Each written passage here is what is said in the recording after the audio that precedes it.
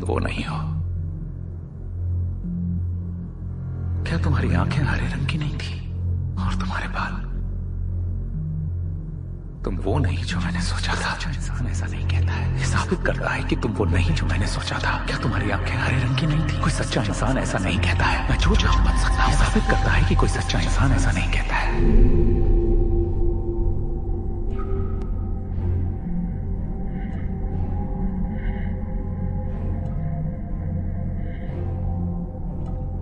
बात यह है कि इतना कुछ होने के बाद भी मैं उस पर यकीन करना चाहता था। गुमनाम जगह एक कुर्सी पर बंधे हुए मैं अब भी उस पर यकीन करना चाहता था। ये झूठ है कि हम अपने दिमाग का बस 5% इस्तेमाल करते हैं। उससे पूछो जिसने सबसे छोटा हिस्सा गवाया है। नहीं, हम इसका पूरी तरह से इस्तेमाल करते हैं, लेकिन वो काफी नहीं है। हम कभी भी उस चीज को नहीं आंकते हैं जो कि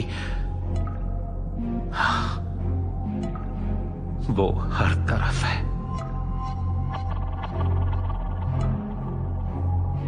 अच्छा सबक है, पर देर हो चुकी है।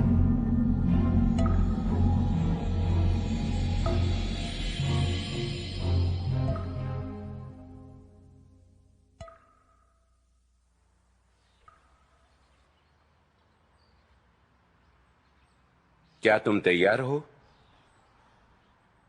आपने सुबह नाश्ते में क्या खाया था मिस्टर हर्जमन? इससे क्या फर्क पड़ता है? मैं साउंड लेवल चेक कर रहा था।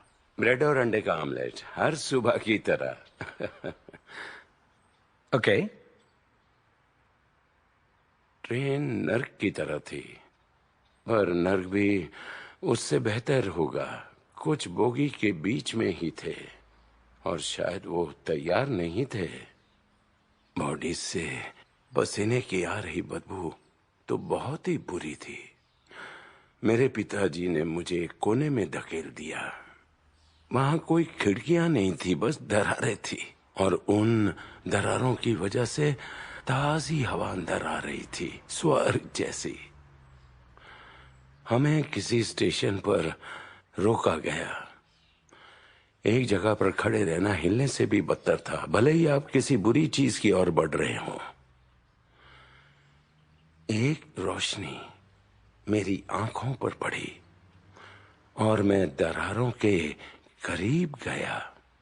फिर अचानक एक बहुत खूबसूरत चेहरा मेरे सामने आया, मासूम नीली आंखों वाला, एक परी की तरह। पर मैं परियों में बिल्कुल यकीन नहीं करता था, तब भी जब मैं एक लड़का था। जाहिर है उस जगह तो बिल्कुल नहीं। हर्जमन की कहानी को एक स्थानीय अखबार में छापा गया, जिसने राष्ट्रीय स्तर पर सुर्खियां बटोरी। उनकी एक किताब की डील हुई थी, फिल्म की बात चल रही थी, और एक दिलचस्प डॉक्यूमेंट्री भी बन सकती थी। हिस्ट्री चैनल या उस जैसा ही? हाँ। इंटरनेट पर देखा आप फिल्में बनाते हैं। हाँ, मुझे फिक्शन ज्यादा पसंद है। ऐसा क्यों? ये ज्यादा भरोसेमंद है। हाँ। मुझे हमेशा की तरह देर हो गई थी। हडसन पहुंचने में जद्दोजहद हुई, जहां हर्जमन रहते थे। शहर में आप हमेशा जल्दी में होते हैं। कहीं मीटिंग में जाना हो या बिजनेस लंच या एटीएम, लोग बीच में बाधा बनते हैं, असुविधा के साथ। और उन्हीं के बीच का एक चेहरा आप अपने दिमाग से निकाल ही नहीं सकते। वो कौन थी और हमारी नजरों में कैसे छा गई? वो कौन सा इतिहास ले आई थी, और मौका मिलने पर हम कौन सा झूठ दिमाग में बना सकते हैं? तुम कुछ कहना चाहते हो, लेकिन अल्फाज नहीं मिलते। तुम वैसे इंसान नहीं हो। कई चेहरों के बीच एक वो चेहरा।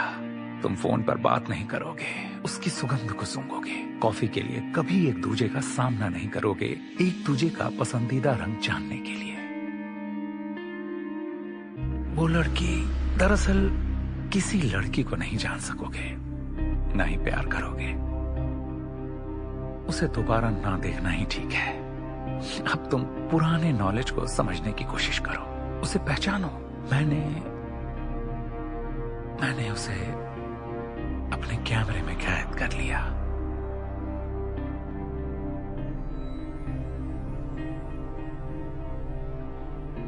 और वो वहां से चली गई।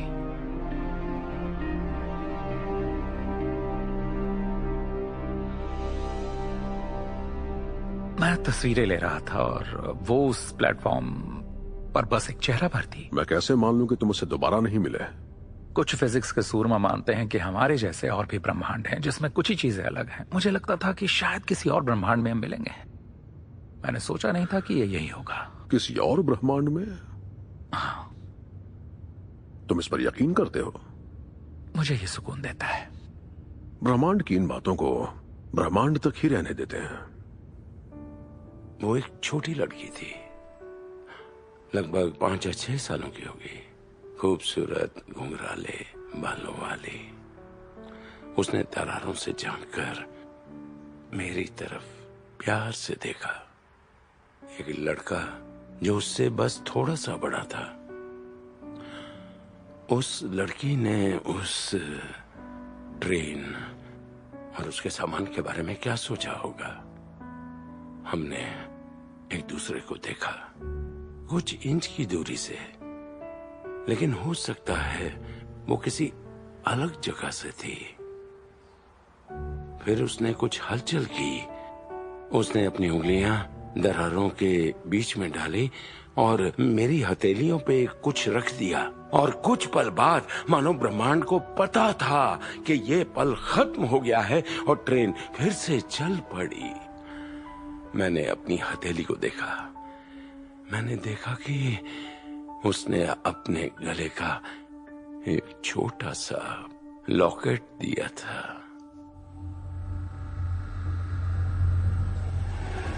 हमेशा एक पल आता है जब आपकी जिंदगी करवट लेती है। जरूरी नहीं कि वो आपको उस वक्त पता हो। बोले गए अल्फाज, किसी के चेहरे पर चमकती रोशनी आपको एहसास दिलाती है कि आपको प्यार हो गया है।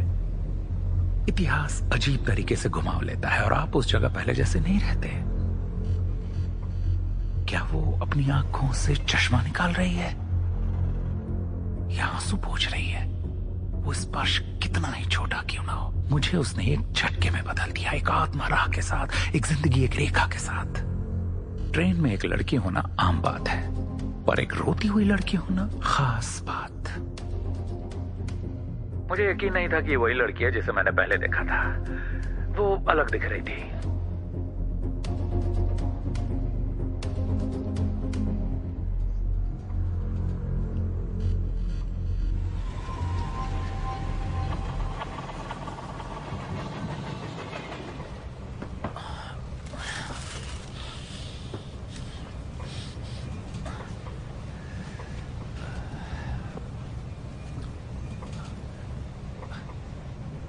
तुम ठीक हो? माफ करना, उदास लग रही हो। जानती हो, ट्रेन्स लोगों को दुखी कर सकती हैं, वेस्टर्न कंट्रीज के सॉन्ग्स की तरह। कंट्री? हाँ, हर एक ट्रेन के साथ कोई दुखी है ही। ऐसा नहीं, किसी ने 30 सालों में इसे वेस्टर्न कंट्री नहीं कहा। वाह, कैमरे की लेंस दिख रही है। ये मेरी जॉब है। इस जॉब को ताड़ना कहते हैं। डॉक्यूमेंट्री शूट करते समय कुछ भी छिपा नहीं रह सकता। क्या ये अभी ऑन है? कैमरा शाही हो? कुछ लोग मानते हैं एक फोटोग्राफ तुम्हारी सोल को कैप्चर कर सकती है। जो जंगल में रहते हैं? यकीनन वो गलत है। ये किस लिए है? मूवी के लिए? वैसे तुम चाहो तो इसे लव स्टोरी कह सकती हो। मुझे लगा डॉक्यूमेंट्रीज नॉन फिक्शन होती हैं। ऐसा कहना इंसल्ट होगा। तुम्हें क्या लगता है जो सच में होता है वो फिक्शन नहीं है? मुझे यकीन था कि ट्रेन में जाने वाली वो कोई आम लड़की नहीं है। उसने तुम्हें कुछ पर्सनल जानकारी भी दी? उसके पास सवालों से बचने का तरीका था। आपको लगता है आप उसके बारे में बात कर रहे हैं, लेकिन आप सिर्फ अपने बारे में बात कर रहे थे। तुम रो क्यों रही हो? क्या हुआ होगा? अगर इजाजत हो तो गैस करूं? क्यों नहीं? ठीक है। 7 साल पहले तुम एक ट्रेन में एक आदमी से मिली। तुमने बात भी की, लेकिन नाम जानने से ज्यादा नहीं। वो पेगेप्सी पर उतर गया। जैसे ही उसने प्लेटफॉर्म पर कदम रखा, तुम्हें लगा कि तुम्हें भी उसके साथ उतर जाना चाहिए था। वही एक आदमी था, वही एक मौका था तुम्हारे प्यार को पाने का।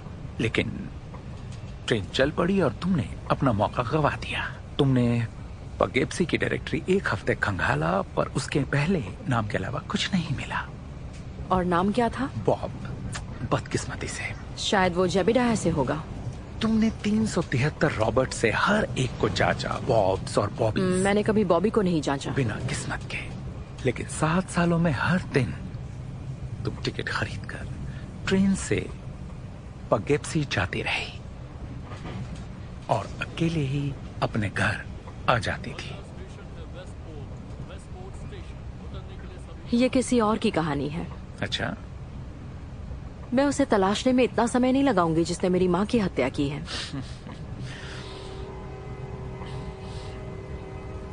तो तुम मुझे कुछ नहीं बताओगी? ट्रेन और एरोप्लेन में क्या फर्क होता है जानते हो? ट्रेन में अगर तुम्हें किसी से बात करना पसंद नहीं है तो तुम सीट बदल सकते हो, अगले स्टेशन पर उतर भी सकते हो। तो उसने तुम्हारा नंबर नहीं लिया? अपना हाथ दिखाओ। भविष्य बताने वाली हो? काफी आसान है। तुम्हें खुशी मिलेगी, जिससे प्यार करते हो उसे खो दोगे, तुम मर जाओगे। मैं दूसरी एडवाइस ले सकता हूँ? ट्रेन की एक और खासियत है, तुम दुनिया को रियल टाइम में पीछे जाते देख सकते हो, और 8 मील ऊपर प्लेन से नीचे उतरने पर तुम खुद को यकीन दिला सकते हो कि तुम वही इंसान हो।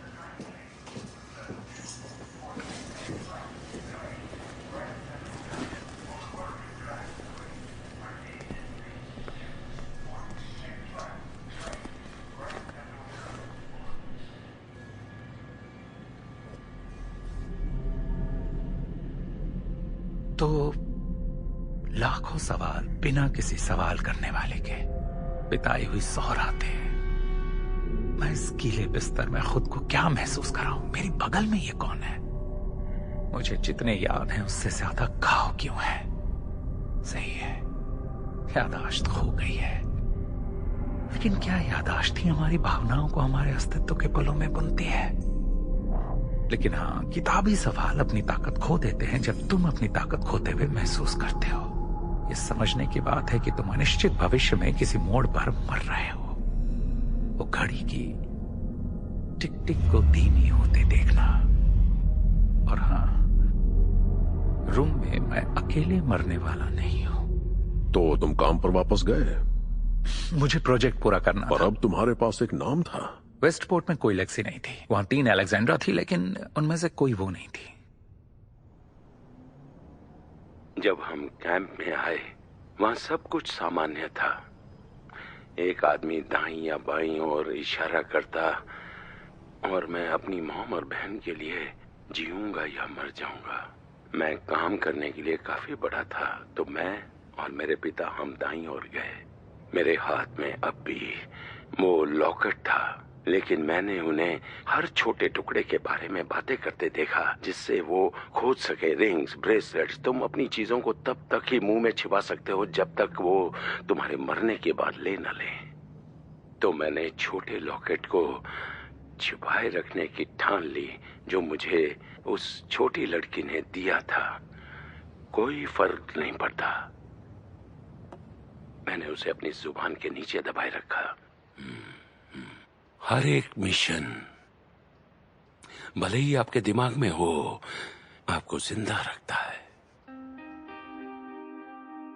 मैं जब काम नहीं करता था तब सड़कों पे यूं ही भटकता रहता था। मैं सोचता था कि मैंने उसे दिन में दर्जनों बार देखा है।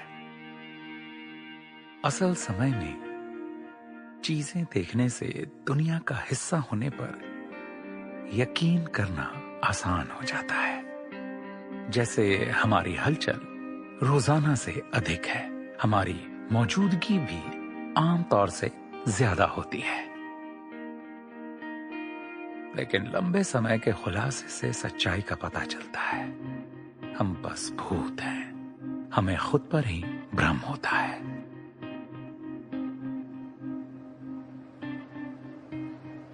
तो एक आदमी सुबह की कॉफी पीकर अखबार पढ़ रहा है। उसके आगे की जगह पर उसे ये दृश्य दिख रहा है, खूबसूरत। मेरा मतलब है स्विम सूट वाली के पड़ोस वाली लड़की लॉटरी टिकट खरीद रही है। वो प्यार में पागल है, लेकिन वो उससे बात नहीं कर पाया। उसने उसे जाने दिया। अगले दिन वो वापस स्टोर में जाकर मालिक से पूछता है, क्या तुम्हें उस लड़की के बारे में पता है जिसने लॉटरी टिकट खरीदी थी? तो मालिक ने कहा, या तो तुम कुछ खरीदो या दफा हो जाओ। खैर, उस आदमी ने जाना कि लोग आदत से मजबूर हैं, इसलिए वो नजदीकी कॉफी शॉप में जाता है और ऐसी जगह बैठता है जहाँ से उसे स्टोर अच्छे से दिखे, ताकि लड़की उसे वापस दिख जाए। वो जुनूनी हो जाता है। दिन हफ्ते में बदल गए, मौसम बदल गए। वो काम चोरी करने लगा, अपने दोस्तों से दूर होने लगा। लेकिन तुम जानते हो, और फिर एक दिन ऐसा आया जब उस आदमी ने हार मान ली। उसकी खबर मिली? पता चला कि वो शहर से बाहर है। गेस करने दो, वो कभी कुछ नहीं करेगा। पर क्यों? क्योंकि वो भविष्य टटोलता है। उनका अफेयर हो जाएगा और समय के साथ सब खत्म हो जाएगा। अफेयर। वो सुबह उसके खराब आवाज से उसके गले की खराश का अनुमान लगा सकता है। वो अपनी आंखें बंद कर लगभग उसे सूंघ सकता है। ओह, ये तो अच्छी खुशबू है। लेकिन उनके पास लंबे समय तक साथ रहने के लिए लगभग इतना ही मौका है। लॉटरी जीतने के बाद उसे सब हासिल नहीं होगा, क्योंकि अच्छा कभी भी परिपूर्ण नहीं होता। अपने अधीर मन में उसने कभी न जुड़ने वाला वास्तव और कल्पना का अंतर महसूस किया। तो वो बस उसे जाने देगा उसके मायूस लॉटरी टिकट के साथ, या फिर वो उसे अपनी कल्पना में जिंदा रखेगा। बस अब घुटने ही टेकने हैं और उसने जरूर कुछ खो दिया, कुछ वैल्यूएबल। शायद कामयाबी, या फिर शायद वो रिश्ता जो उसके लिए बहुत ही इंपॉर्टेंट था। पर सोचो, उसे बदले में क्या मिलेगा? उस लॉटरी वाली लड़की के लिए कई दिनों बाद वो हमेशा के लिए एक ऐसा आदमी होगा जो बर्फ और बारिश में खड़ा है। वो ऐसा आदमी होगा जो अपनी मंजिल के करीब होने पर भी हार गया। वो मिथिक कहलाएगा। तुम्हें जानना है सच में क्या हुआ? बिल्कुल। वो भागते हुए जल्दी कॉफी शॉप से बाहर आता है, अपने हाथ पर कॉफी गिरा देता है जो काफी गर्म होती है। वो उसे अट्रैक्ट कर लेता है, उनमें बातचीत होती है और वो डेट करने लगते हैं। मॉन्टोक में 2 बच्चे और एक समर होम। वो दोनों आपस में बहुत समय तक तू मैं करते रहे। आओ। यकीन करो, उसने कोशिश तो की थी। मेरा वर्जन ज्यादा चलेगा। तुम्हारा सीक्रेट मालूम है? बता सकती हो वो क्या है? सच्चे प्यार से ज्यादा तुम्हारे पास एक महान कहानी है। तुम्हें नहीं लगा उसकी जिंदगी में जो चल रहा था वो अजीब था? वैसे मैं तो कुछ भी नहीं सोच रहा था।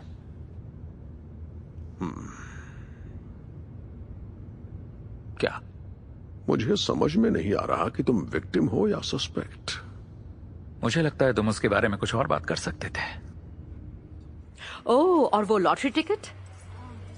वो जीत गई।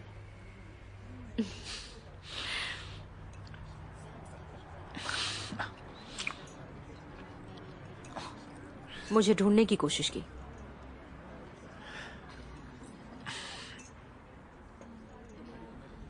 वेस्टपोर्ट में कोई लेक्सी नहीं है। मैंने नहीं कहा कि मैं वेस्टपोर्ट में रहती हूँ। मुझे फेयर चांस देना चाहिए था। मैंने तुम्हें ढूंढ लिया है ना?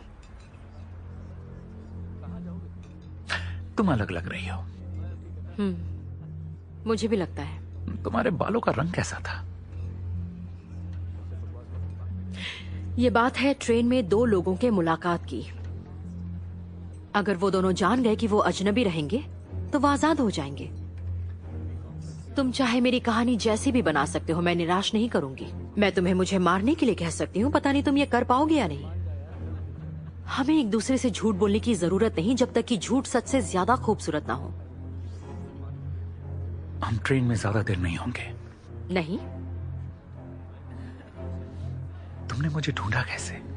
बस ये मत कहना कि तुम उन नौजवानों में से हो जो इत्तेफाक में यकीन नहीं करते। तुम मुझे किसी को मारने के लिए तो नहीं कहने वाली? जो करते हो वो क्यों नहीं बताते?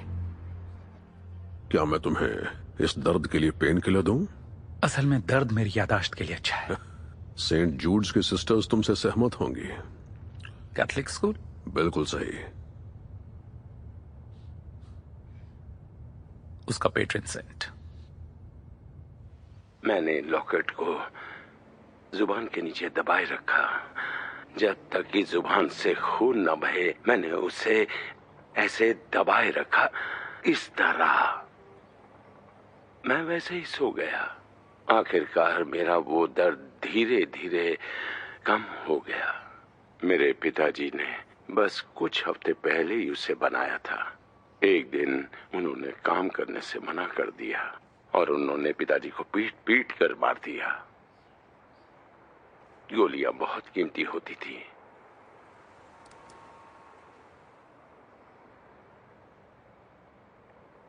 जब मैं छोटी थी और चीजें बिगड़ जाती थी तब माँ मुझे यही कहानी सुनाती थी। दुनिया खत्म हो गई जब जीसस को क्रॉस पर लटकाया गया, वो यही कहती थी। और इतिहास बताती थी 100 साल जीने वाले किसी रोमन इंसान की जिंदगी का वो बस एक सपना था।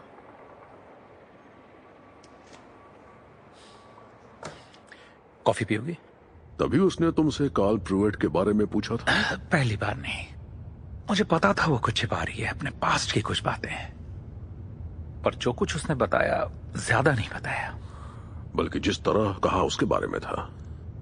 उसने जो भी कहा वो ना के बराबर ही था। तुम कुछ डिटेक्टिव पुलिस की तरह हो। हाँ। तुम पुलिस वाले लगते नहीं हो। अच्छा, पुलिस वाला कैसा दिखता है? बढ़िया पोशाक। पति पत्नी को धोखा दे रहा था, मैंने यहाँ से सब देखा। कहानी तो पर अच्छी तुम्हारे है। पास कैब ड्राइवर की कहानी जैसा कुछ नहीं है। एक आदमी पिछली सीट पर एक औरत के साथ चुम्मा चाटी में लगा था। मैंने कहा ये सब मेरी कैब में नहीं चलेगा। उसने कहा मैं तुम्हें ज्यादा टिप दूंगा। तो क्या किया तुमने? मैंने उसे बाहर फेंक दिया। जो भी करना है बाहर करे, मेरी कैब में नहीं। कमीने लोग ज्यादा टिप देकर भसड़ मचाते हैं, समझे? हाँ, समझ गया। तुम्हारी कैब में नहीं। वही तो।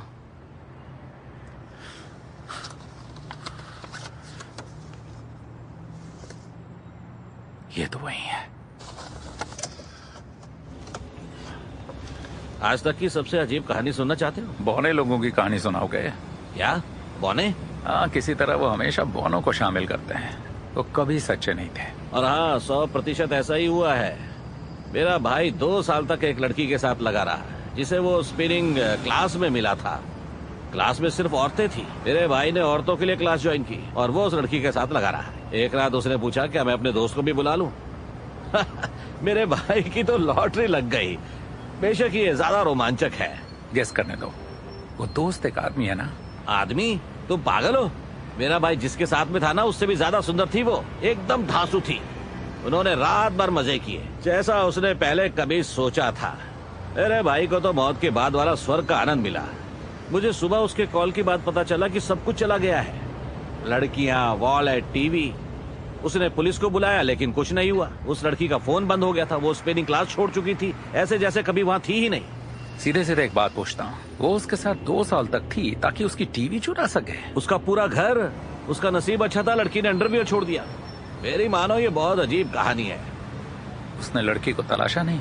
हर दिन वो उसे तलाशता रहा, सबवे में, सड़कों पर, लेकिन वो नहीं मिली। उसने जिस औरत का आधे घंटे तक पीछा किया उसने पुलिस बुला ली। स्पिनिंग क्लासेस बंद करने के बावजूद भी मेरा भाई कभी नहीं सुधरा। तो उस लड़की ने तुम्हें डिटेक्टिव बनाया? अगली बार जब तक मैंने उसे दोबारा नहीं देखा तब उसने मुझसे पूछा। कैंप के समय में, बाहर सामान्य स्थिति में, कैंप के समय बाहर सामान्य स्थिति में, कैंप के समय में, बाहर सामान्य स्थिति में, कैंप के समय में, बाहर सामान्य स्थिति में। हेलो, क्या मुझे मिल सकते हो?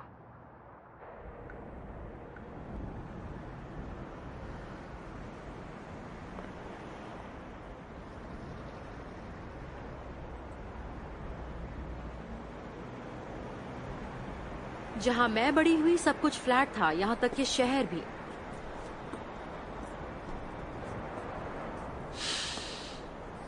ये ज्यादा भरोसेमंद लगता है। हर किसी से आंखें मिलाने से तुम अपने आप को समझा सकते हो कि तुम अलग नहीं हो। क्या किसी बेघर इंसान को कभी सहारा दोगे? तुम अच्छे से समझ रहे हो। बेघर तो मैं भी था। अच्छा, पता है मेरी माँ हमेशा गलत आदमी के साथ उलझी रही। पिताजी मेरे पैदा होने से पहले ही चले गए। मैं उन्हें दोष नहीं दे रही। ढूंढने की कोशिश की? मैंने सुना था ईस्ट में उनके कोई अंकल रहते थे, इसीलिए तो मैं यहाँ आई हूँ। हालांकि वो यहाँ ज्यादा नहीं आते थे। तुम अब भी अपनी माँ के करीब हो। मैंने बड़े होते हुए उनसे सीखा कि कैसे पेश आना चाहिए। जब मैं 7 साल की थी तब आखिरकार मैंने उनकी जिंदगी को संवरते देखा। उन्होंने नशा छोड़ दिया। वो किसी अमीर घराने के आदमी से मिली। वो हमेशा चाहती थी कि मुझे सब कुछ मिले, इसीलिए उन्होंने अपनी सारी चीजों को दरकिनार कर दिया। वो कुछ समय के लिए ठीक थे, पर कुछ ही समय के लिए। उन्होंने कभी मुझ पर हाथ नहीं उठाया, लेकिन वही मैंने तय किया कि मैं कभी किसी का शिकार नहीं बनूंगी।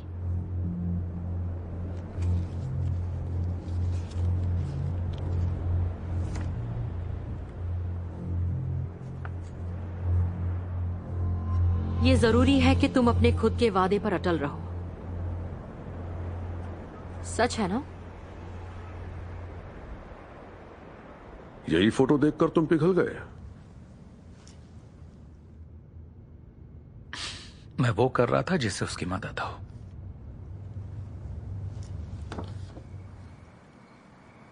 सबसे पहले तो तुम जानते हो कि तुम्हें यह पसंद है। फिर एहसास होता है कि गलती तुम्हारी है। अगर मैं ऐसा नहीं करती तो मैं वो नहीं कहती। कभी कभी लगता है कि सिर्फ तुम्हारी माँ की आंखें तुम पर नहीं टिकी हैं, बल्कि बाहर के लोग भी तुम्हें देख रहे हैं। इसीलिए तुमने मुझे यहाँ बुलाया? मैंने तुम्हें बुलाया है पैग लगाने के लिए। उसने अपनी शादी के बारे में कुछ बताया? ज्यादा शब्दों में नहीं। यानी उस तरह से बताया जैसे कभी नहीं बताया था। वो कौन थी जिससे तुम मिले थे? वही एक है जिसके बारे में तुम सोचते हो। शैतान कई रूप लेते हैं, लेकिन असलियत में वो एक ही होता है। तुम्हें तो नन होना चाहिए था। औरतों के लिए कोई विकल्प नहीं है। मैं खतरनाक नन बनूंगी। मंजिल तय करने वाला हमेशा होता है। लड़कों के लिए ज्यादातर वो एक लड़की होती है जो जानती है कि वो लायक है। मेरे अंदाजे से वो एक कपल थे। वो ठीक ठाक थे। अगर तुम उस लड़की से बात करने की हिम्मत कर लो तो तुम जान जाओगे कि उसके दांत सही नहीं है। उसकी आंखें थोड़ी तिरछी हैं। तुमने कभी नोटिस किया कि शुरुआत में हम हमेशा उसे खूबसूरत समझते हैं, लेकिन समय के साथ वो परेशानी लगने लग जाती है। तो तुम कैसी हो?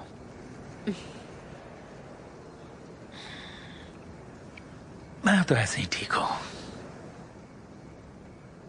जहां तक कि इसमें टेप नहीं है। ये डिजिटल है, इसमें टेप नहीं होता। वो हाई स्कूल में थी। उसके कार की पिछली सीट पर उसे लगता था वो ओरिजिनल है। वो बहुत कूल था। उसके चेहरे पर छोटी सी मुस्कान थी,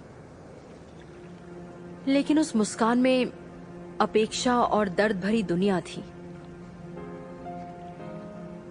फूल खूबसूरत थे लेकिन मुरझा चुके थे। लड़की छोटी उम्र की थी लेकिन सयानी हो रही थी।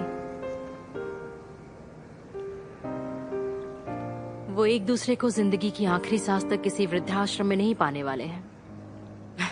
वो एलए में जुदा नहीं होने वाले। वो उनका पल है जिसे वो अच्छे से जिएंगे।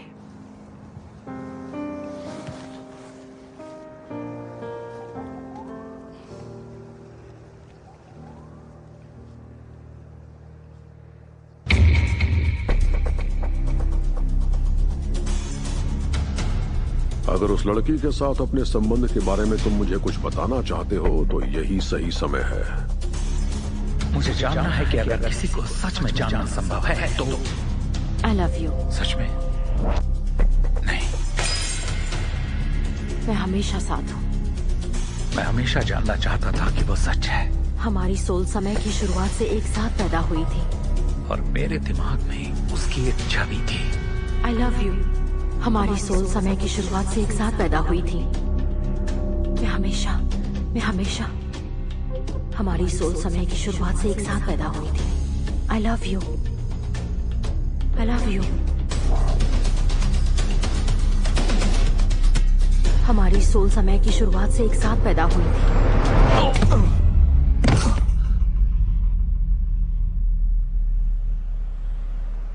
वो कॉलेज में नहीं हुआ, हम म्यूजियम में मिले। इम्प्रेशनिस्ट? तुम्हें कैसे पता? तुम्हें हमेशा इम्प्रेशनिस्ट विंग में सबसे बेहतर लड़की मिलेगी। हम कई बार घूमने गए। उसने मुझे उसकी जगह पर बुलाया। हम एक काउच पर बैठे थे। जब वो आग में पन्ने फेंक रही थी, मैंने उसकी हलचल में जरा सी कठोरता देखी, जैसे उम्र के छोटे संकेत ने उसे मेरे लिए सच बना दिया हो। और वो उसकी अपूर्णता से ही पूर्ण हुई थी। और उस पल में मैं भविष्य देख सकता था। हम दोनों उम्र और बीमारियों से लड़ते हुए उजले हुए मंजिल में साथ चलेंगे। वो शानदार ढंग से हारना, मैं उसके घुटनों की और कैंसर की बीमारी में उसका ख्याल रखूंगा। मैं जानता हूं कि सेक्स और प्यार बस प्राणियों की चीजें हैं, जिन्हें पता है कि उनके लिए क्या अच्छा है। लेकिन वहां एक और संभावना है। अगर प्यार अपने वजूद से ज्यादा होता है, तो शायद हम भी अपने आप से कुछ ज्यादा होते हैं। लेकिन एक और भविष्य है। वो मुझे छोड़ देगी या मैं उसे छोड़ दूंगा। मुझे दर्द होगा, लेकिन कुछ समय के लिए। और मैं जानता हूं कि अगर मैं 1 साल बाद उससे मिला, तो वो नहीं होगी जिससे कि मैं प्यार कर सकूंगा। मेरा सवाल है कि मैंने क्या किया था। तो तुम कौन सा भविष्य चुनोगे? कभी कभी बिच्छू आपको डंक मारता है, मतलब कि उसे भी दर्द होता होगा। जब मैं छोटी थी, मेरी माँ ने मुझे संतों के बारे में बताया था। सेंट जूड हमेशा मेरे पसंदीदा थे। खोए हुए कारणों के संत।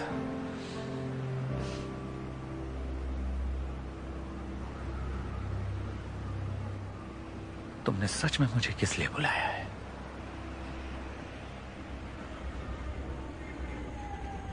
मैं कार्ल के साथ उसकी मदद करने को तैयार था, लेकिन एक शर्त थी। उसने मुझे अभी तक नहीं बताया था कि जब हम ट्रेन में मिले थे तो वो रो क्यों रही थी। कभी एक साहसी आदमी थे। क्रांति के समय ये क्यूबा में बिजनेस कर रहे थे। उन्होंने किसी तरह उन्हें दोनों ओर से मना लिया कि वो उनके साथ हैं।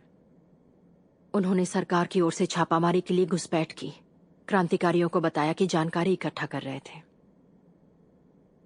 दोनों को लगा वो CIA से हैं। मुझे लगता है कि आखिरकार वो भी नहीं जानते थे कि सच्चाई क्या है। एक बार उन्होंने एक गांव को हमले की सूचना भी दी। कई परिवार वहां से भाग निकले।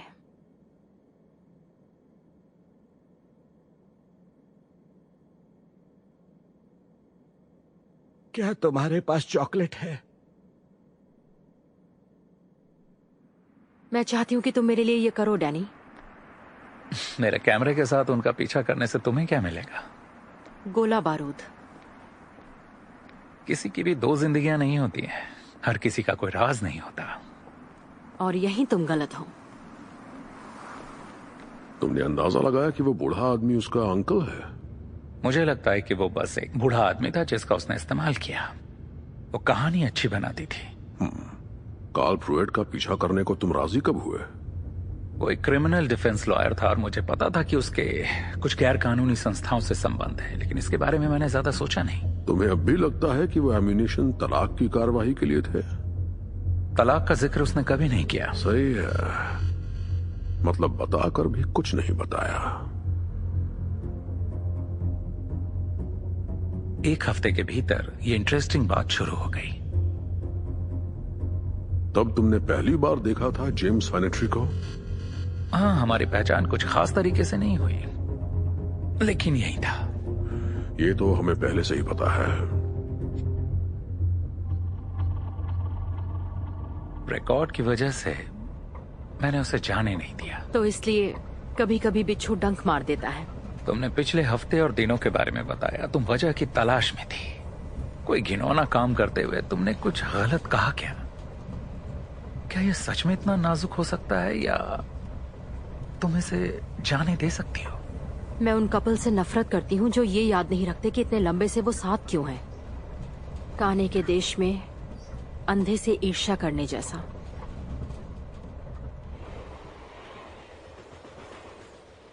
अमरीकियों के आने के साथ वो हमारे साथ खत्म करने की जल्दी में थे।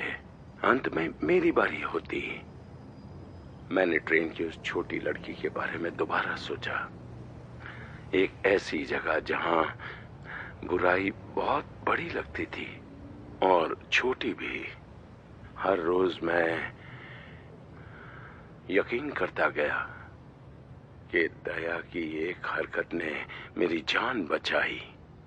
मुझे ये जानना था और वहां और भी कुछ था। कुछ लोग मौजूद थे जो अच्छे और दयालु थे।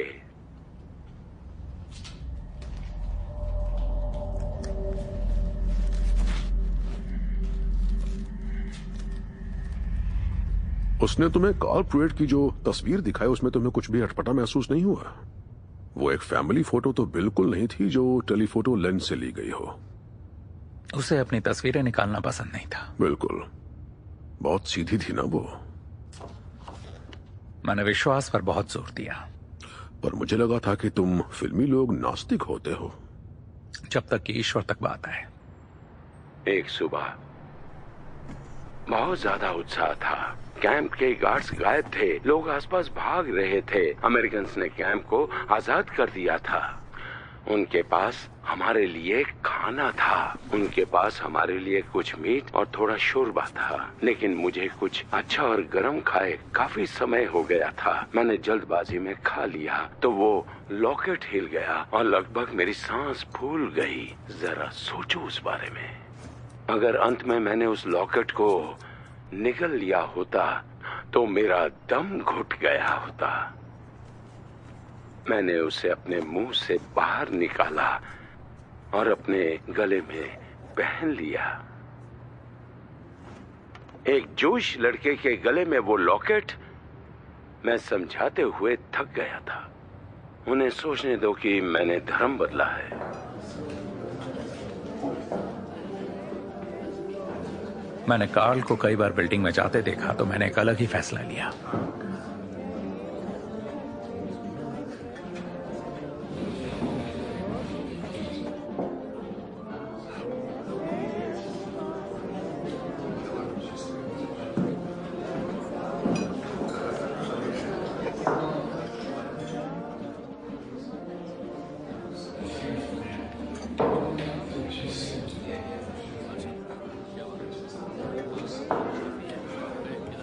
इसे पहले कभी देखा है? इसका नाम स्पाइडर है। अच्छा। कार्ल ने कई बार इसे रिप्रेजेंट किया था। इसे प्रोबोनो का तय किया हुआ काम करने का आदेश था। और स्पाइडर? वो एक प्रोवाइडर था। ड्रग्स, लड़कियां, जो तुम सोचो। कार्ल को कई तरीकों से पैसा कमाना अच्छा लगता था।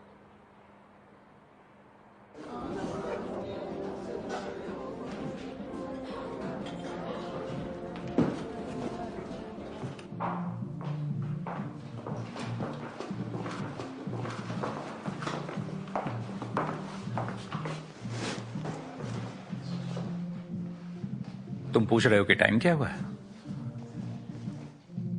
मुझे अपने रिस्ट पर बैंड बांधना चाहिए। तुम क्लब का हिस्सा नहीं हो। मैं उस आदमी से नहीं भिड़ सकता था तो मैंने सोचा किसी और रात वापस आऊंगा जब वो कभी ब्रेक पर जाएगा तब। तुम्हें लगा नहीं कि ये सब कुछ ज्यादा ही हो रहा था? कभी चलती ट्रेन से छलांग लगाई है? अगर तुम इस लड़की के साथ अपने संबंध के बारे में मुझे कुछ बताना चाहते हो तो यही सही समय है। मुझे लगा मैं सस्पेक्ट नहीं था। खतरनाक जगहों पर वीडियो कैमरा ले जाकर शूटिंग करने वाला शख्स सस्पेक्ट नहीं होगा तो और क्या होगा? मेरा अंदाजा है कि मुझे जानना है कि सच क्या था और उसकी बस कौन सी इमेज मेरे दिमाग में बसी हुई थी। मुझे जानने की जरूरत है कि क्या किसी को जानने की संभावना थी, सच में किसी को जानने की। ये बहुत अहमियत रखता है।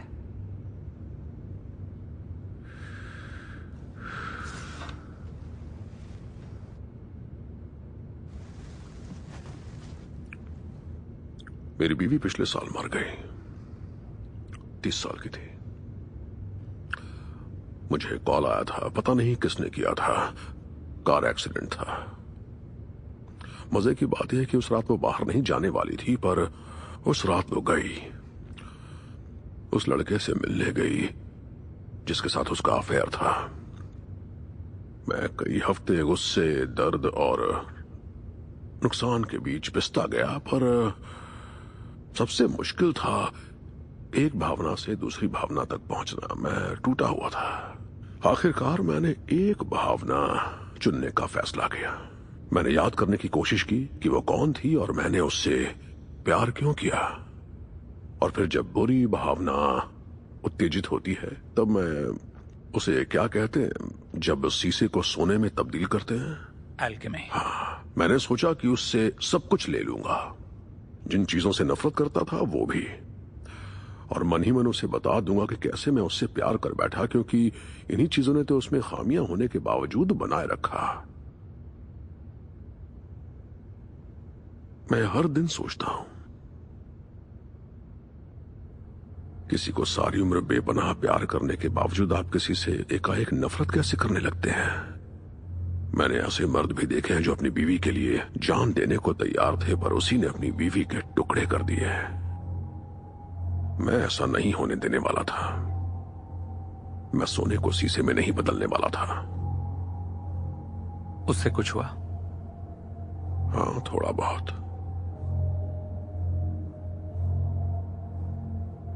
पता है, कैमरे के मेन्यू पर एक टैब होता है जिससे सामने वाली लाइट बंद कर सकते हैं। इस तरह सामने वाले को पता नहीं चलता कि उसकी रिकॉर्डिंग हो रही है।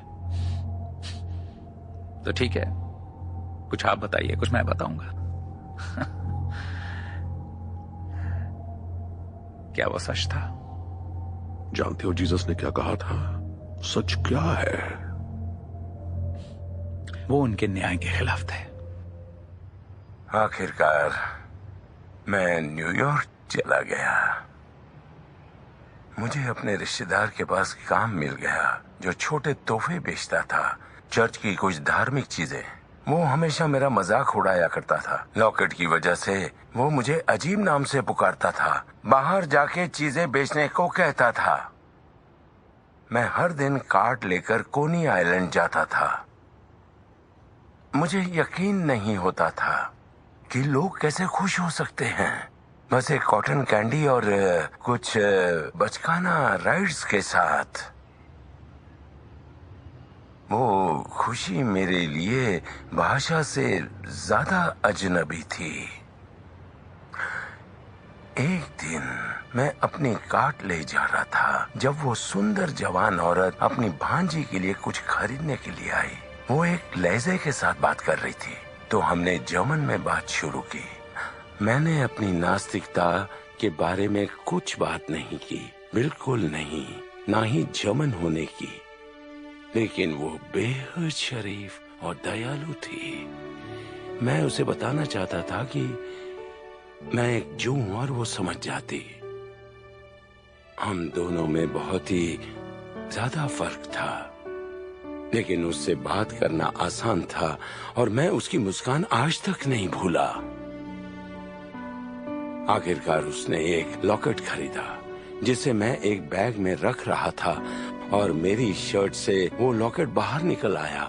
उसकी आंखें खुली रह गईं, जैसे दो सुंदर झील हों। ये तुम्हें कहां से मिला? उसने पूछा। मैं उसे पूरी कहानी नहीं बताना चाहता था, लेकिन वो पहले से ही जानती थी। एक जूइश लड़का लॉकेट क्यों पहनेगा? ऐसे पहले कभी नहीं हुआ था। हम दोनों में से किसी ने कुछ बात नहीं की। उसके बाद उसकी आंखों में आंसू दिखे। मुझे सजा मिली जब मैंने अपने घर में बताया कि मैंने लॉकेट खो दिया है। मुझे बचाने वाली मिल गई, वो छोटी लड़की जिसकी दया ने मुझे मुश्किल समय में देखा था। मैंने कार्ट वहीं किनारे छोड़ दी, उसी रोड के किनारे, और हम घंटों चलते रहे। दो लोग जो अलग थे, बस बातें कर रहे थे। जैसे कि हम एक दूसरे को पूरी जिंदगी भर से जानते हों। वो मेरी कल्पना में थी। लोगों को सक्षम देखना बहुत अच्छा होता है। मैंने भी उसमें कुछ ऐसा देखा। बहुत बढ़िया। अब जब मैं उसे मिला तो मैंने उससे वादा किया, अपने आप से वादा किया, मैं उसे कभी नहीं खोऊंगा और मैं इस वादे को कभी नहीं तोड़ूंगा। मैं गलत थी। तुम एक सच्चे प्यार और महान कहानी के बीच कुछ नहीं चुनना चाहते। तुम्हें लगता है ये उसी के बारे में है? एक सुबह जब मैं उठी तो मैंने देखा कि मेरी माँ किचन के सिंक के पास खड़ी थी और अचानक से मैंने जाना कि वो क्या था। तुम दुनिया को देखते हो पर उसका हिस्सा नहीं होते। लोग तुम्हारी कब्र से गुजरते हैं, हंसते हुए, जिंदा, तुम्हें भुलाते हुए, पर अब भी तुम मौजूद हो, बेपरवाह ब्रह्मांड के एक छोटे से हिस्से की तरह। कोई और दूसरा रास्ता है क्या? क्या अपने पलों तक पहुंचने का कोई दूसरा जरिया है? एक कहानी, हमारे जिंदगी का एक वाक्य। क्या हम उस कहानी का हिस्सा बनेंगे? क्या वो हमारी एटर्निटी बन जाएगी?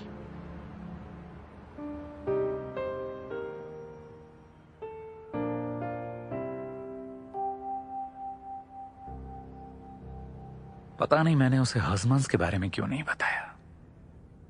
कमाल है किसने मेरी जान बचाई। उसने मेरे साथ एक कैब ली। बात यह थी कि मैं कुछ फुटेज ले लूंगा और रात में हम खाने पर मिलेंगे।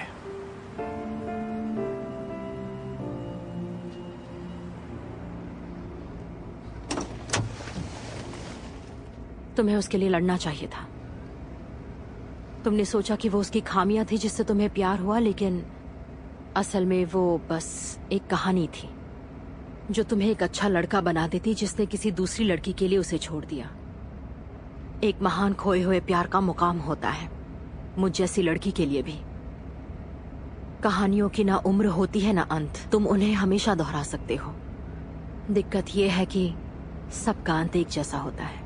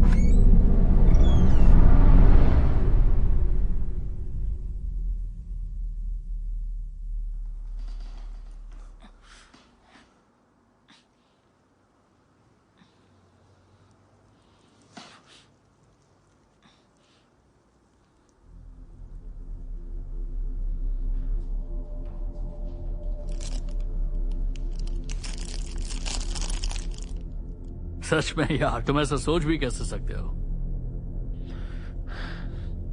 सही सवाल है। मेरा मतलब है कि आखिर तुम चाहते क्या हो?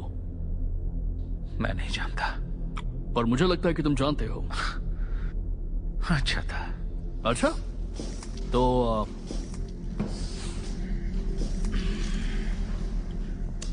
कब्र खुदवाने चले तुम्हारी? मैं यहाँ क्या कर रहा हूँ? अबे सुन, तू खुद की वजह से यहाँ पर पड़ा है। ये एक बेतुका सवाल था। मैं अपने आप से पूछ रहा था। ज्यादा होशियारी मत कर, मैं सब समझता हूँ। मेरा वो मतलब नहीं था। जानता है मुझे पिशाचों की कहानियों में क्या पसंद है? चाहे तो गैस कर सकता है। मैं ये गैस नहीं कर सकता। शिकार खुद पिशाच को अपने पास बुलाता है।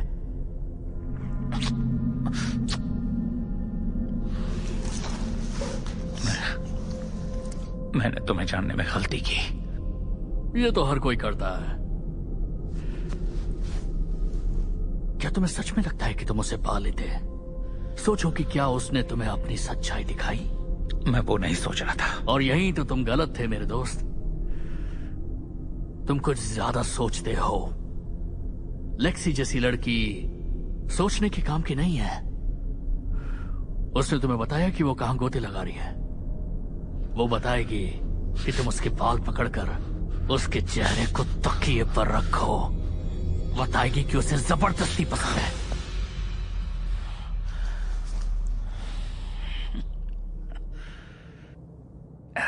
एक मजेदार ख्याल आया है। मुझे नहीं लगता कि तुम हंसने के मूड में हो। किसी खोए हुए कारणों के संत के बारे में। हाँ, ये उसके रैप में से एक है, तुम्हारे ऑपोजिट। मैं इमेजिन भी नहीं करता कि मैं पहला आदमी हूँ जिससे उसने ये कहा होगा, और उसे गले में पहनने वाला यकीनन मैं पहला इंसान नहीं हूँ। तुम औरतों का विश्वास करते हो जब वो तुम्हें बताती हैं कि तुम उनके लिए पहले हो? मैं इस पर विश्वास नहीं करता। ठीक है, तो तुम्हारे लिए अब भी उम्मीद बाकी है।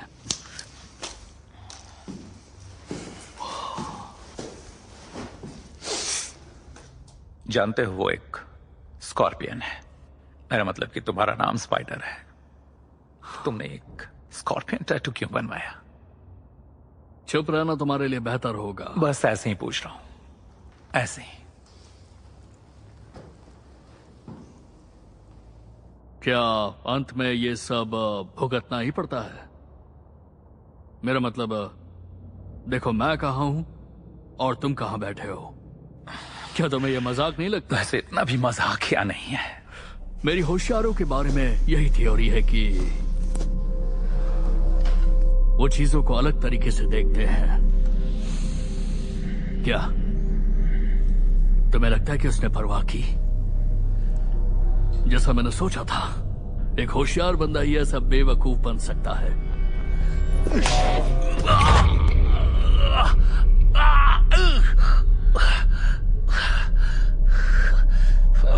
ये एक और होशियार बंदा है। बड़ी होशियारी दिखा रहा था। दिखा दिखा।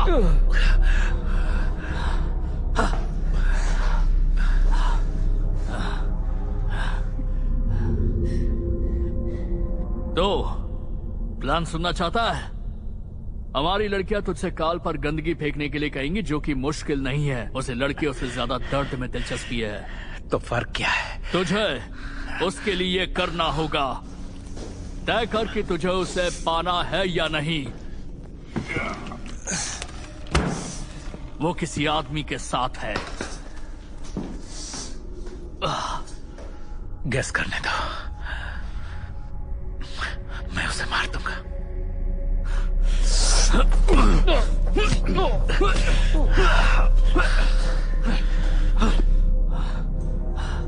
देखा, वही होशियारी दोबारा से।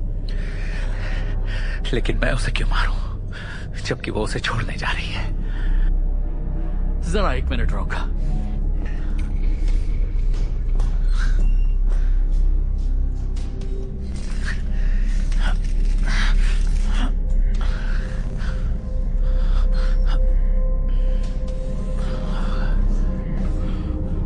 क्योंकि उसने तेरे हाथ में ये कील ठोक दी थी। मैं सारा फुटेज जमा करते हुए कार्ड पर नजर रखे हुए था। इसके पीछे एक वाजिब कारण है। स्पाइडर, स्कॉर्पियन, अरे भाई, जो भी तुम्हारा नाम है। तुझे दर्द कुछ ज्यादा ही पसंद है क्या? मुझे पता है कि होशियारी की सीमा होती है, लेकिन बददिमाग तुम्हें ज्यादा दूर नहीं ले जा सकता। ऐसा है क्या? क्या तुम्हें सच में लगता है कि तुम उससे किसी पैराडाइज आइलैंड पर रिश्ता तोड़ने जा रहे हो? तुम्हें सच में उस लड़की के बारे में कुछ नहीं वो पता? असली नहीं है। नहीं है? वो उतना ही दिखाती है जितना उसे दिखाना है। तुम्हारे जैसे आदमियों को कभी नहीं पता चलेगा कि वो कैसी है। कभी समझ नहीं पाओगे ऐसे लड़की को तुम। सोचो कि मैं तुम्हें नहीं जानता। एक छोटे से गुनाह से डरते हुए तुम एक रास्ते पर खुद ब खुद चल पड़ते हो। उन्हें बता दो जो वो सुनना चाहते हैं, उनके रोजमर्रा की ऐसी की तैसी। वो जो करते हैं तुम उनसे बढ़कर करो और खुद पर भरोसा रखो। वो तुम्हारे साथ कभी सच्ची नहीं थी।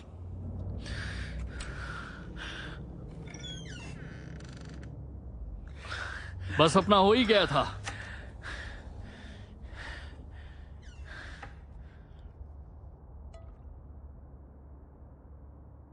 आखिर तुम्हें इसके हाथ में कील ठोकने के लिए किसने कहा था? ये मेरा दिमाग खराब कर रहा था। तो मैं सीधे पॉइंट पर आती हूँ। इसने काल को मार डाला और खुद ही अपने हाथ में कील ठोक डाली। काल इसे कील से मारने वाला था, लेकिन इसने अपने आप को बचा लिया। इसने काल पर चाकू से वार किया और काल बच गया और उसने इसकी दोनों आंखों के बीच गोली मारने की कोशिश की। मैंने तुम्हें पहले क्या बताया था? कहाँ है वो? मुझे उसे देखना है।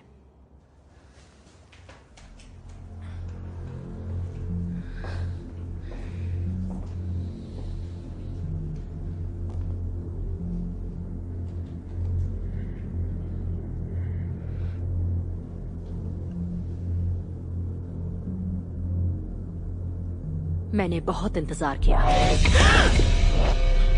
तुम कौन हो?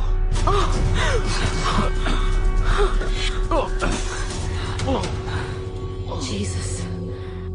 अब ये मर चुका है। वो तुम्हें जानता नहीं था।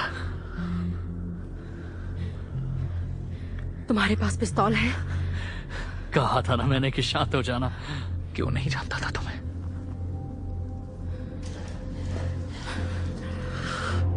रुको,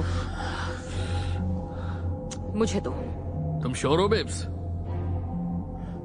ये मेरी जिम्मेदारी है।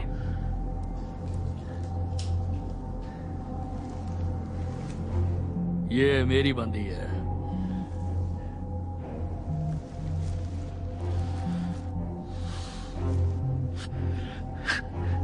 कम ऑन, तुम इससे अच्छा कर सकती हो।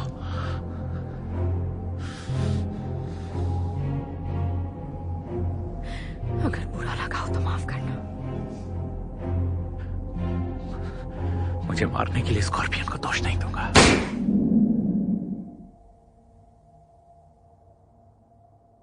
उसने जो कहा वो क्या था?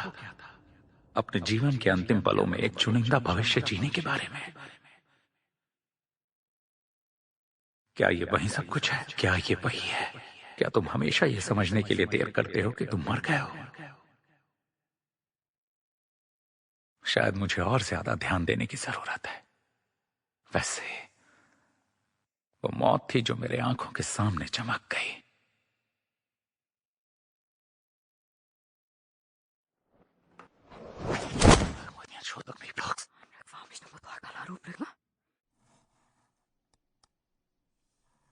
रुको, मुझे दो। ये मेरी बंदी है।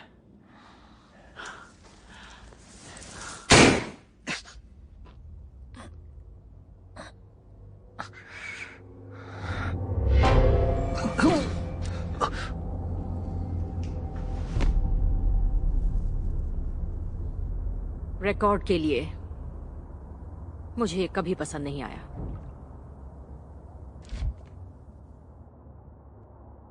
ये मुझे चढ़ाता था।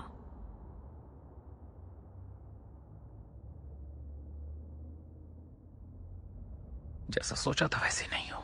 पर तुम वैसे ही हो जैसा सोचा था।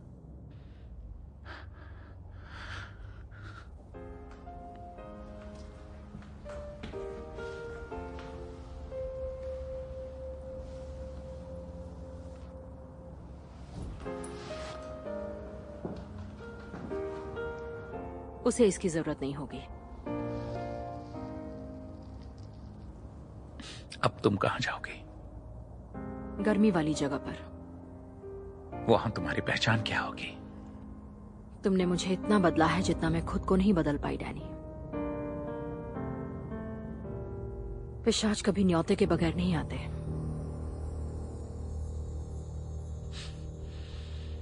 मैं जानता था कि उसने सोचा नहीं होगा। क्या तुम चाहते हो डैनी कि मैं तुम्हें सच बताऊं कि मैंने तुमसे प्यार किया एक पल के लिए ही सही? इसीलिए तो तुम जिंदा हो और स्पाइडर मर चुका है। ठीक है, आई लव यू। मैं याद रखूंगी। समय की शुरुआत से ही हमारी सोल ने एक साथ जन्म लिया था।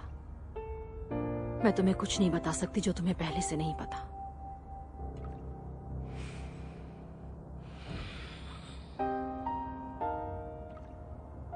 तुम पर भरोसा है मुझे।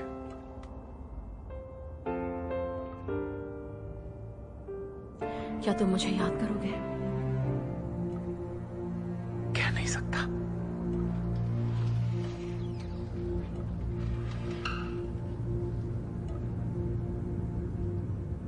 बात यह है कि सब कुछ होने के बाद भी मैं यकीन करना चाहता हूं। कुर्सी पर बंधा हुआ आदमी, हाथ में ठुकी हुई कील, जमीन पर मरे पड़े दो आदमी। मैं अब भी उस पर यकीन करना चाहता था। होमो क्रेडिटस, आस्तिक मनुष्य। खूबसूरत बेवकूफी। बस ज्यादा मैच हो गया। वो हमसे कहीं ज्यादा होशियार हैं, तुम जानते हो। बस ये कि तुम जमीन पर मरे पड़े नहीं हो। क्या ये मुझे सस्पेक्ट बनाता है? तुमने कार्ल प्रुएट को मारा मुझे लगता नहीं, और मुझे यह भी नहीं लगता कि उसने तुमसे ये करवाने के बारे में सोचा होगा। मेरा अंदाजा है कि उसका प्लान होगा एक ही समय में प्रुएट और स्पाइडर से छुटकारा पा लेना। तो मुझे यूज क्यों किया? स्पाइडर ने अपनी नैतिक स्पष्टता में वो खो दिया जो उसने स्ट्रीट स्मार्ट्स के लिए बनाया था। वो किसी को जानता था जो प्रुएट का पतन करेगा। उसने उसे मना लिया कि वो तुम थे, इसलिए वो कभी नहीं जान पाएगा कि वो वही था। फिर स्पाइडर को क्यों मारा? मुझे लगता है कि उसका दिमाग इन चीजों में नहीं चलता है। उसे जबरदस्ती पसंद है। उसने कभी कार्ल से शादी नहीं की। लगता नहीं कि वो उसे जानता था। वो उसे जानता था। लेकिन तब मैंने तय किया कि मैं कभी भी शिकार नहीं बनूंगी। उसकी मां ने उससे शादी की थी।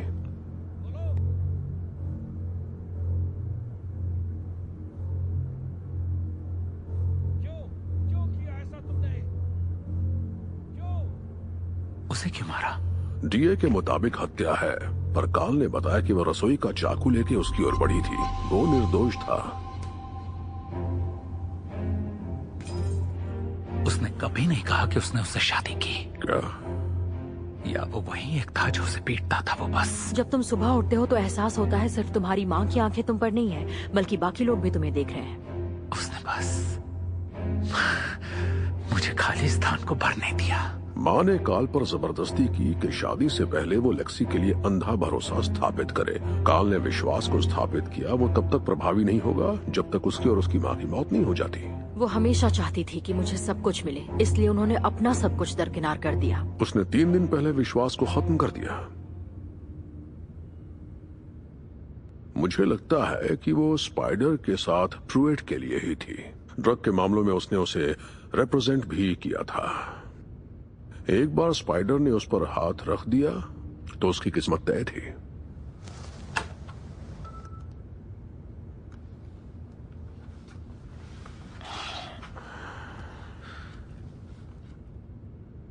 आप ये सब जानते हैं? अच्छा होगा हम इस बारे में बारीकी से जान लें। अगली बार कैमरा ऑन करने से पहले मैं ध्यान रखूंगा। तुम मुझे वो फुटेज दोगे जो तुम जमा करते आए हो। तो अब मैं जा सकता हूं?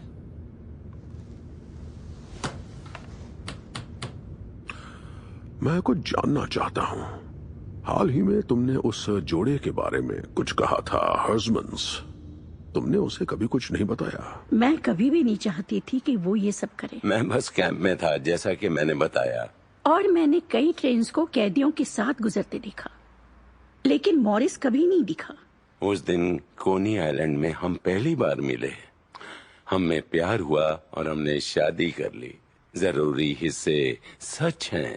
लेकिन वो क्रॉस वाली लड़की की कहानी, आपकी परी? वो मैंने बनाई थी। वो बस एक लॉकेट था जो वो बेच रहा था। मुझे एक जूइश लड़के का क्रॉस बेचना बहुत अजीब लगा और मैंने उस वक्त हिदायत भी दी थी। लेकिन वो सच नहीं था ना? यकीनन वो सच था। हाँ, बस जो सोना था वो नकली था। जब किताब के पब्लिशर ने जांच की तो उन्होंने पाया कि दिन और जगह मेल नहीं खा रहे हैं।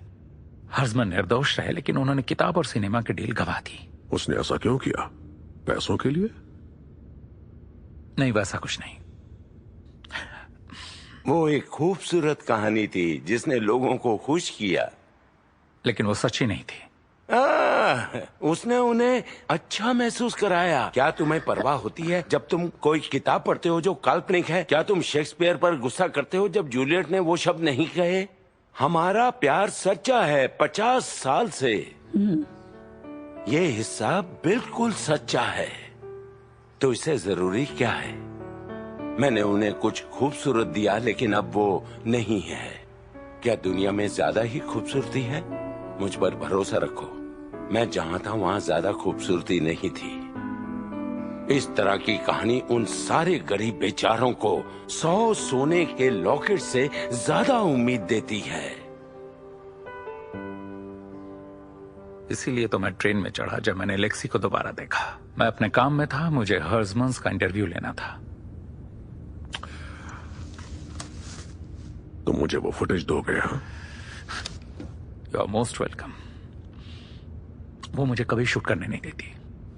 मुझे लगता है शायद वो सही थी, तुम्हारी सोल को कैप्चर करने को लेकर।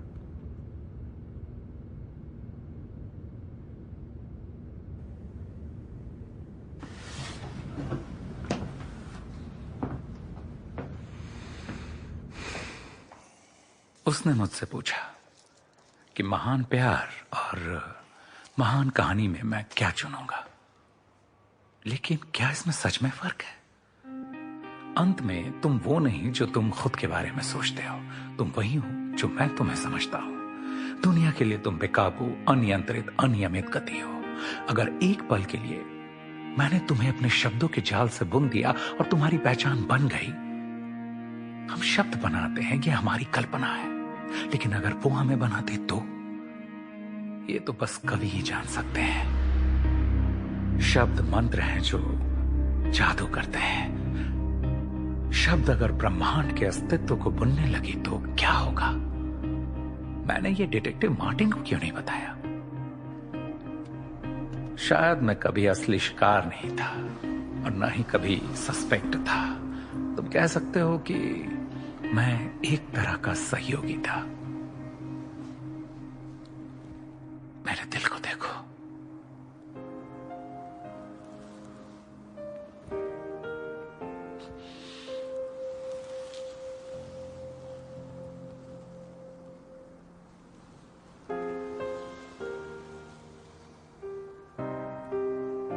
मैंने उसे मेमोरी कार्ड क्यों दिया? उसे अपनी आत्मा को अपने पास रहने दो। मैं वहां दोबारा जानने के लिए क्यों गया? कभी कभी तुम बस देखना चाहते हो कि कहानी कैसे खत्म होती है। यकीनन मैं इसे अपने हार्ड डिस्क में रखूंगा।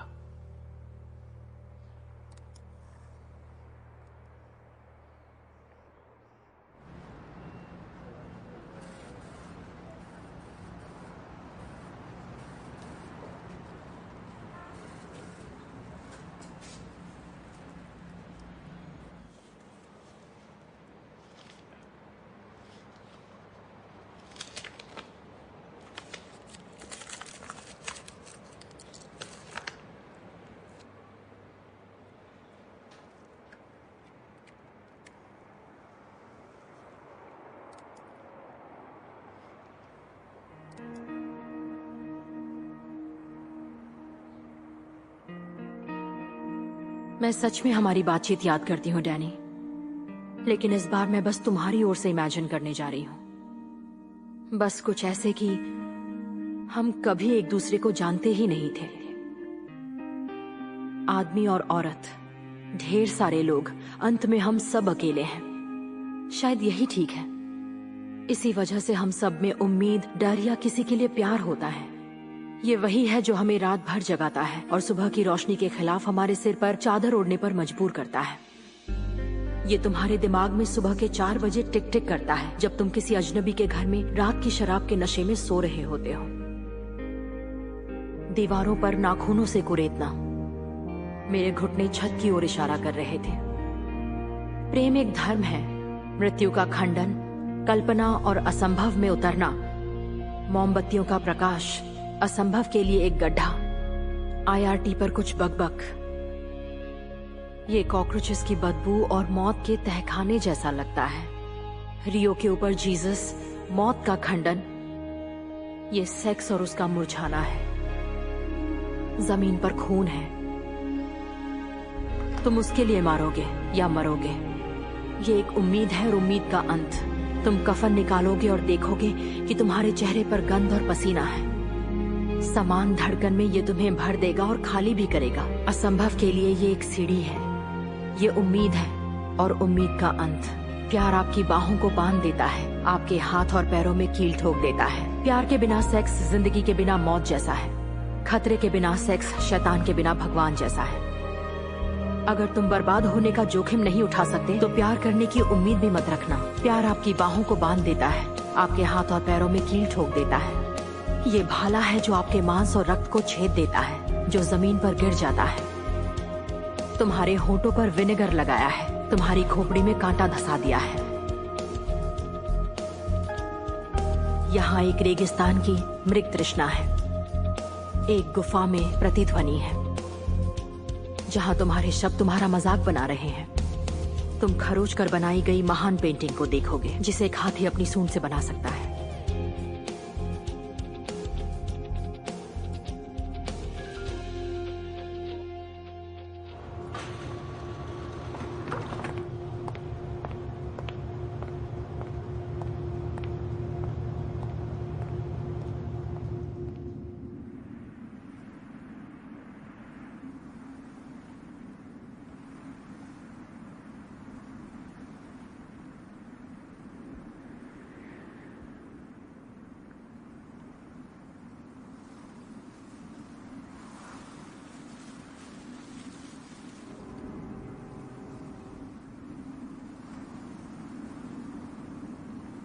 ये सख्त है या नर्म?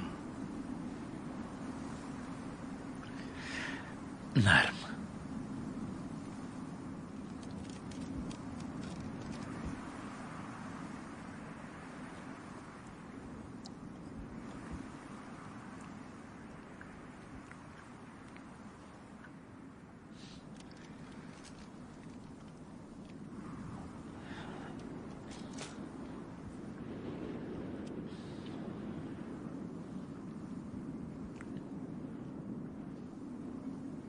मैंने कभी सख्त की परवाह नहीं की।